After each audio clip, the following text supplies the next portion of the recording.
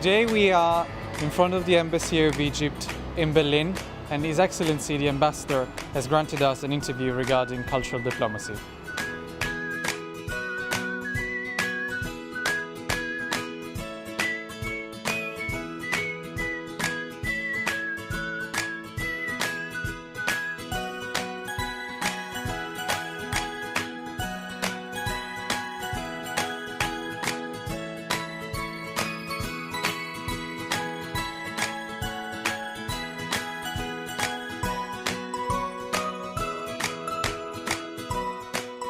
First of all, thank you for your time for having granted this interview to the Institute for Cultural Diplomacy. So, we're going to start with one question about your personal career.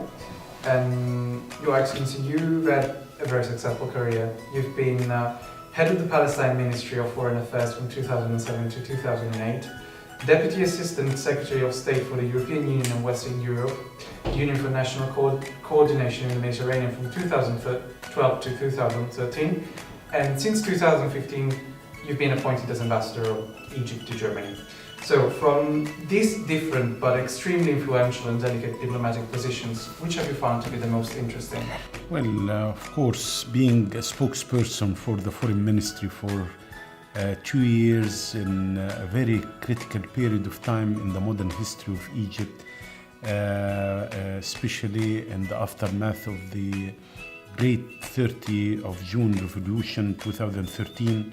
I was appointed as a spokesman for the Foreign Ministry a few days before the revolution, and I had the honor to present and represent my country and the point of view of the government and to explain to everybody in the world what's going on in Egypt in a very critical period of time after the Muslim Brotherhood they been deposed from power. So everybody was talking about Egypt, about what's happening in Egypt, and it was my own responsibility to explain to the West and to the Western media what happened in Egypt. And it was a revolution by people of Egypt to return back their rights and their identity, which had been hijacked during the 1 year in power by the Muslim Brotherhood.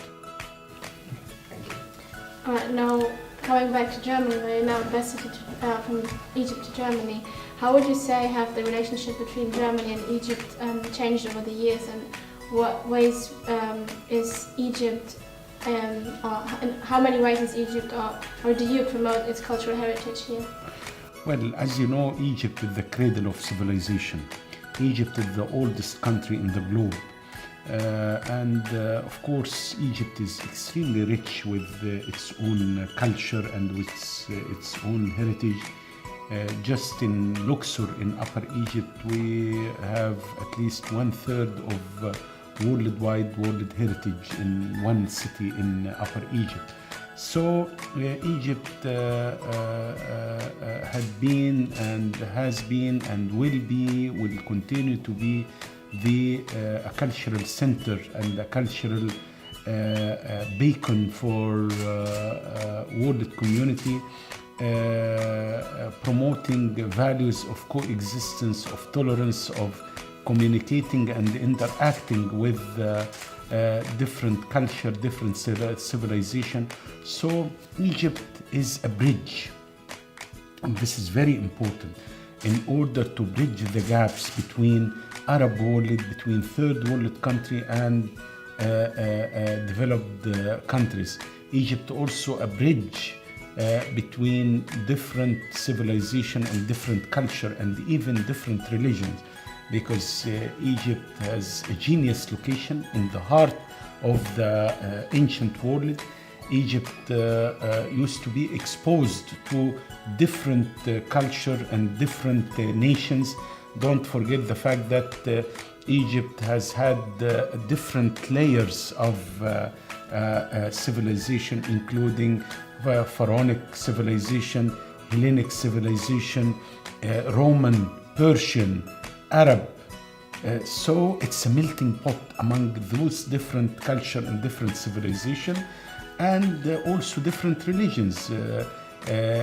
Egypt, used to be the cradle of Christianity, of Judaism, of Islam, and we still have accommodating the different religions in Egypt. And there is a very nice place in Cairo which is symbolizing the coexistence among different culture and different religions, where you find the oldest mosque has been built in Africa, with the oldest synagogue in Africa, with the oldest church, which called Hanging Church, all in just one area, which is a symbol of coexistence and interactions among different culture and different civilization. And that used to be and continue to be the role of Egypt, to bring different countries, different culture, different civilization, different religions together. Egypt as a bridge for that. The issue of cooperation between Egypt and Germany, and which areas do you think there's space of improvement? Well, our relations with Germany is excellent right now, especially after the successful visit by the president. Our president is Sisi to Berlin in June 2015. Since that, the relationship is flourishing, is deepening, not only on the political level, but also in the economic level, on social level, on security level, on cultural level. Just to give you ideas and examples, the president met with Chancellor Merkel 4 times in just 1 year. The deputy chancellor or the vice chancellor, Mr. Sigmar Gabriel, visited Egypt 3 times in just 1 year. The last visit was in April, and Mr. Gabriel was accompanied by the largest ever economic delegation from the private sector from Germany to Egypt, because of the business and investment opportunities available in Egypt. In cultural domain, I mean, the relationship is flourishing in light of exchange of people. Last year, 1 million Germans visited Egypt, and tourism is very important bridge to bring different people together, closer and closer. Also, Germany is playing very important role in light of restoration of different museums, different temples in Egypt, and we have very close relations with German side on that. Also, the academic exchange and the cooperation in scientific research. I myself visited different scientific and research parks here in Germany, and our Minister of Higher Education and Scientific Research was just here a few days ago in order to bolster the scientific and cultural cooperation. The same applied in security, in defense. We are facing the same challenges, Germany and Egypt, especially with regard countering the terrorism, fighting global terrorism, and also fighting illegal migration, which is a threat to Egypt and to Germany. So we have a great deal of cooperation, especially that Egypt is considered the pillar of stability in a very turbulent region in the Middle East. And on the other hand, Germany is playing a very important role in the European Union. So it's quite normal to have this excellent relationship, but we are looking forward for more and more, especially in order to enhance the excellent existing relationship in different domains, based on win-win situation, based on equality, based on partnership, real partnership. We are not anymore interested in a donor-recipient relationship, but we are interested in bolstering a real partnership based on mutual interest and coexistence, with an important role to be played by the private sector in the two countries alongside with the two governments. As we are coming from the Institute of Cultural Diplomacy, How would you define cultural diplomacy, and could you maybe give us an example of a time in which you were involved in a successful cultural dialogue, and how do you see the role of cultural diplomacy today? Well, the role of cultural diplomacy is extremely important. Cultural diplomacy, it's all about using the soft powers of any given country. It's all about connectivity. It's all about interactions. So this is what we all need in international politics. With the rising of conflicts everywhere in the world, with the rising of terrorism as a global phenomenon which is hitting every country, like in France, in Belgium, in the United States, in Egypt, in Turkey, everywhere.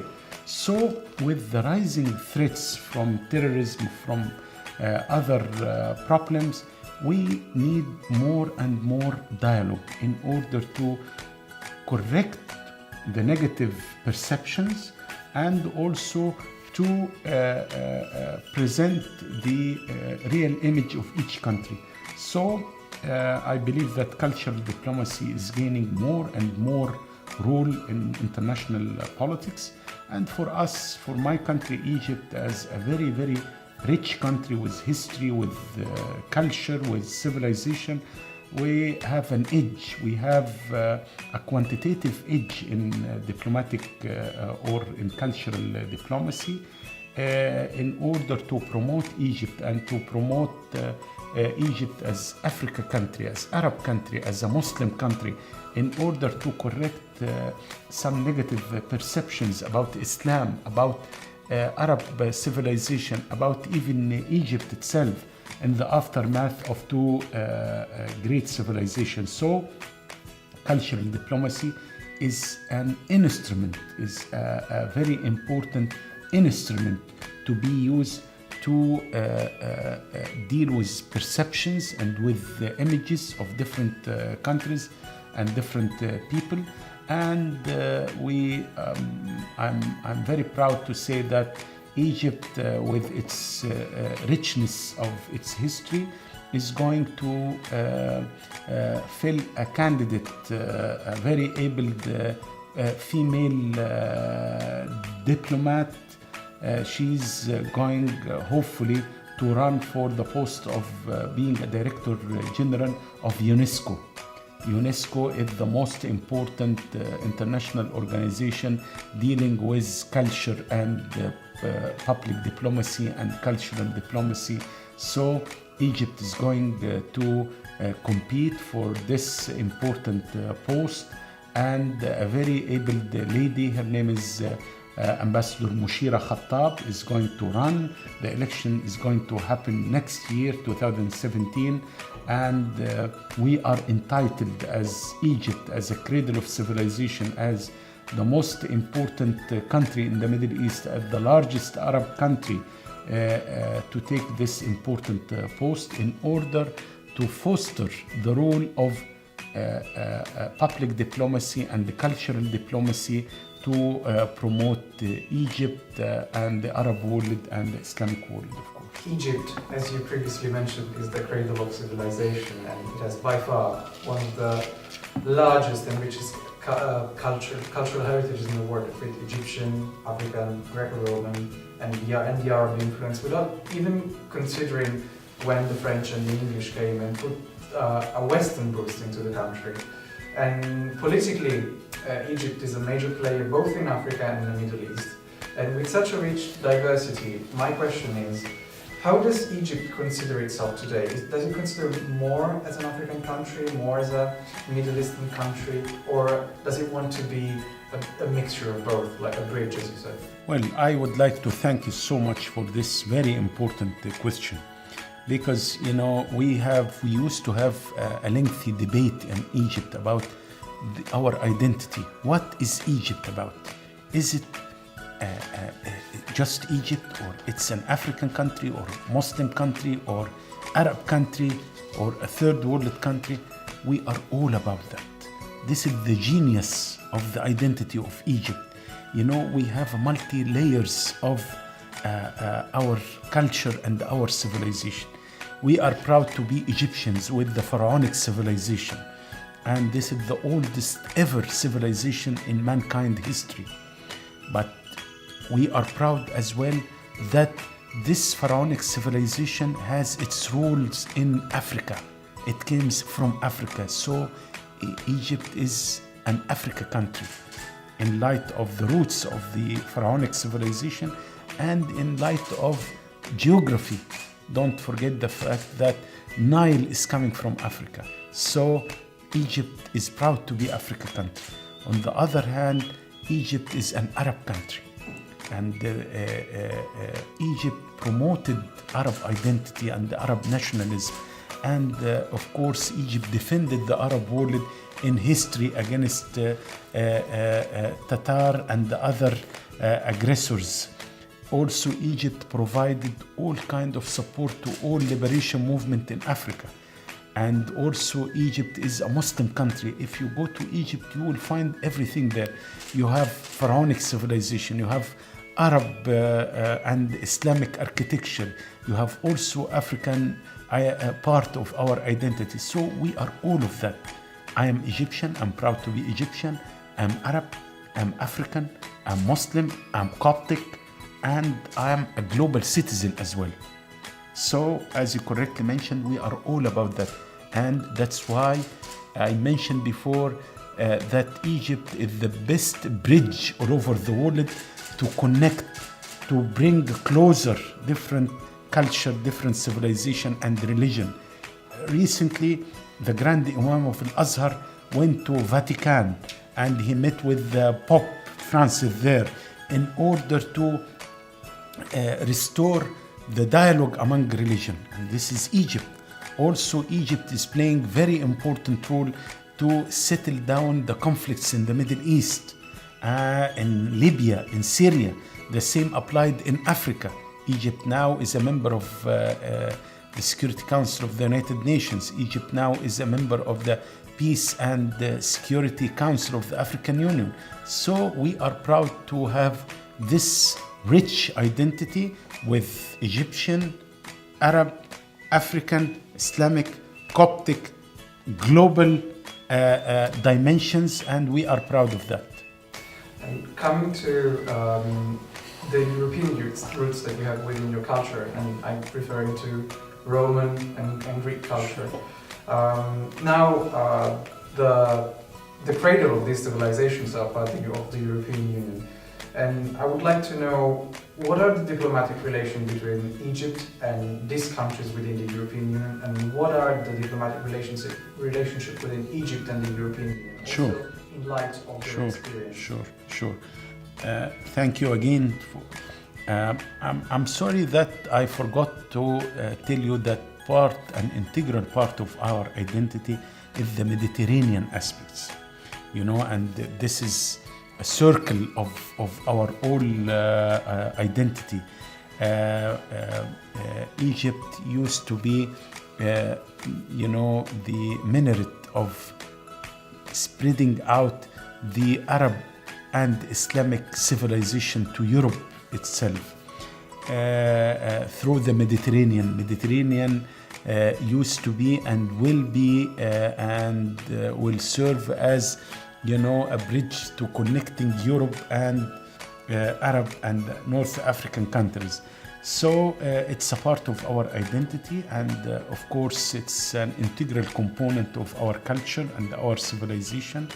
And we have an excellent relationship with European countries, with South Mediterranean countries within the EU, and with the rest of the members of the EU. It's an excellent relationship, and again we are sharing the same Mediterranean Sea. We are sharing the same culture, the same value system, the same objectives, and we are facing the same challenges. I referred before to challenges related to terrorism and illegal migration. You see, we have interdependence now between Europe and Arab and North African countries. You cannot separate. No single country can live in isolation.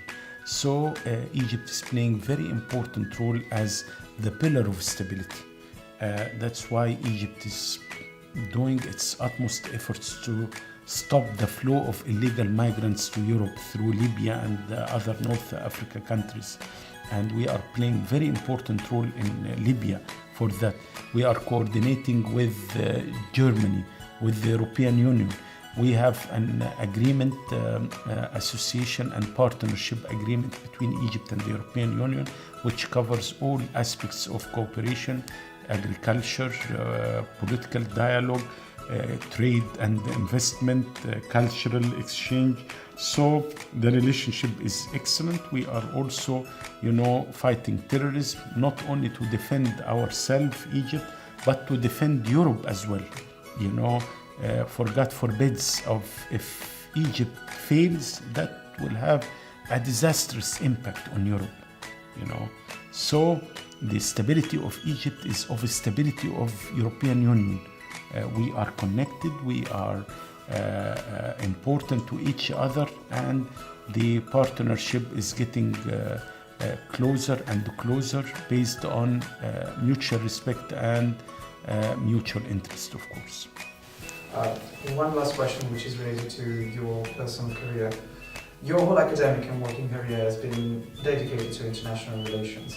So, would you give some advice to people willing to pursue the international career, and would you give us some reasons for why you decided to become a diplomat yourself? Sure. Well, that was a dream for me since I was a kid in primary school. I used to read the news stories for the kids in primary school and in high school every day in the morning. So I used to be very, very interested in international politics, what's happening, to read the headlines of the newspapers every day. That was my job when I was 10 till 19 years old. So I was very interested in international politics and to follow up what's happening here and there. And I was fond of listening to different programs in worldwide satellite channels and radio stations and so on, in order to be aware of what's happening, to get update on what's happening in our region, in the world community and so on. And after that, when I was the first in my class in high school, that gave me the first ever opportunity for me to go abroad to visit Europe. When that was in 1983, I was just 16 or 17 years old. So it was the first ever experience and encounter for me with the European civilization, and we visited Greece, Germany at that time, Austria, Italy, So it was a very nice experience for me. I was fond of traveling, of serving my country abroad, and being very interested in international politics. That's why I decided to go to School of Economics and Political Science in Cairo University in order to prepare myself for the very famous and difficult exam for civil servants in order to join foreign service. That was my dream. When I was born in a very small place in Upper Egypt, so always being interested in international politics. And then I joined the Cairo University, and I continued my academic career alongside with my professional career. I finished my bachelor degree in Cairo University, and then I went to Israel as my first assignment, and at that time I prepared my master degree while I was in our embassy in Tel Aviv to talk about the peace process and the Israeli-Egyptian talks on Palestine. in order to make use of my presence in Israel to interview a lot of Israeli politicians to talk about what was about the autonomy talks between Israel and Egypt on Palestine. And then I went to Japan and I wanted to continue my academic career. That's why I wrote my PhD there about Japan and the Middle East, and that was the first ever dissertation in Arabic about Japan and the Middle East. So my own advice to young people is, we are all living in one global village based on interactions and interdependence. Now the world community is facing the same threats, so you cannot just say that I'm Egyptian and I don't care about the rest of the world. This is not correct at all. We have environment, we have global warming phenomena, and this affecting all countries. So those global problems such as terrorism, illegal migration, global warming, and diseases like AIDS or Zika or which is cross-boundary epidemics, those are needs international solidarity to work together to fight those threats. So I'm talking about global citizen that you have. It's important to take care about international politics, what's going on, and to promote global peace and stability, and to stop wars and conflicts. So my advice for any student of international relations is to, it will be ideal to mix academia with practice. And that was my case. I'm a diplomat, but on the other hand, I prefer to continue my academic career and to get my PhD in international relations. And I'm applying this on my professional career. So that's a good advice, to be aware of academia and as well as to mix it with practices in your professional career. Thank you. Thank you. Thank you for this very valuable advice and this important insight. Would you like to add anything at the end, or do you have any questions? Well, I would like to say a few words that about my country, that Egypt, after 2 revolutions, is back to track. The Egyptian economy is back to track. We are building our own democracy, and which includes promoting human rights and also deepening the democratic values. But that will take time. It's not an easy job. And it's all about changing the mindset and the value system of people.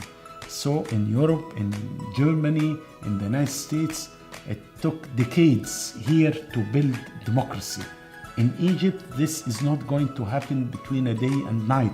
It will take time, but building real democracy, solid democracy, is not going to happen also without addressing socio-economic cooperation and, of course, improving the standard of living of people and fighting terrorism. So, again, this is a process. It's an incremental process. Will take time. We need sometimes to build and modernize our own system and our own society. And Germany and Europe are our partners, and we value their support, but we need to do more based on mutual interest. And finally, we need to do more and more on the area of the cultural diplomacy and public diplomacy, because we have a lot of positive developments happening on the ground in Egypt, but unfortunately this does not yet reflect in our image in Europe and in the Western countries. So we need to do more in order to correct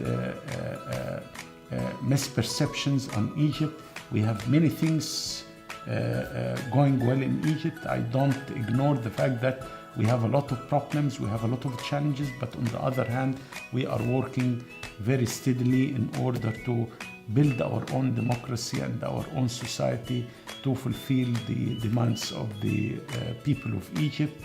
And again, the stability of Egypt is of the stability of Germany and Europe. Thank you. Thank you. Thank you. Thank you. My pleasure. Thank you.